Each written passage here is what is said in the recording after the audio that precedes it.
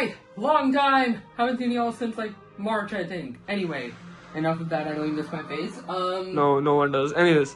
Iodine test detecting starch. Now this is the most grassroots fundamental method of figuring out how to, detect for starch, basically detect nutrients in food. Food science, I mean, especially in the 21st century where everyone's obsessed with macros, vitamins, protein. Oh my god, how much protein does this have? Will it beat by VH? Okay, sorry. But that's why we need tests like this. We're going to be doing the Benedict's and Byrod's test after this as well. But the most fundamental, simple version of these tests is the starch test. I think 90% of people watching this already know about it. Like, most of us learned this in 5th grade. I did too. You take a potato, you put the iodine on it, it turns black. We're like, ooh, cool, wow. But now I'm just going to show you, like, how it works. Now, first you have to realize, this is starch. Literally, this is starch. So, starch is, all of these are glucose. Glucose, C6, Yep, these are glucose rings, guys.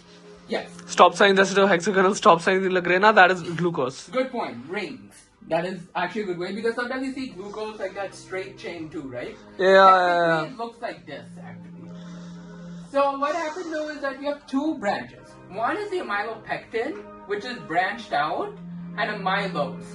These are the two that make up starch. Starch itself is how glucose is stored in the... They had a air purifier. Glucose is how it's stored in plants. Same way we have glycogen as animals, plants use starch. And breaking down starch is what amylase in our saliva is for. Because, well, humans are omnivores, so obviously. Exactly. So here we have two, and then what the iodine test does is iodine is a halogen. My chemistry expert bro. Yeah, Chemistry is is a basic, yes, I'm your science student. Disappointed in you. Apologize. How dare you stand on camera and give people lectures and you don't know this? So it's on group 7 of the periodic table. And iodine has the ability that when it reacts with this guy, baby in particular, amylopectin, the branched one, it can produce starch iodine via this complex. As you can see, this is that branch structure. It breaks down and ferns around the iodine to produce a dark blue color. Right? Now, what you have to see...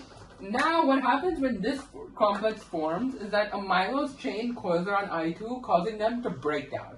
This causes the blue-black color. Obviously, no change in color means it stays brownish yellow or with iodine reagent. But what really matters is this complex here. The iodine comes in, and then when iodine reacts with this, the state, I think it has to do with the electronegativity, I'm not sure, but what happens though is that I'll have to, something you guys can also look up. But basically what happens though is that this complex is formed because of this. Okay. And that is what creates the blue-black color, only if starch is available. Starch in particular, because without amylopectin, even if it's another form of a carbohydrate, if it doesn't have amylopectin, amylose structure like this, it won't turn. What if it's a different compound with amylose and amylopectin, not starch?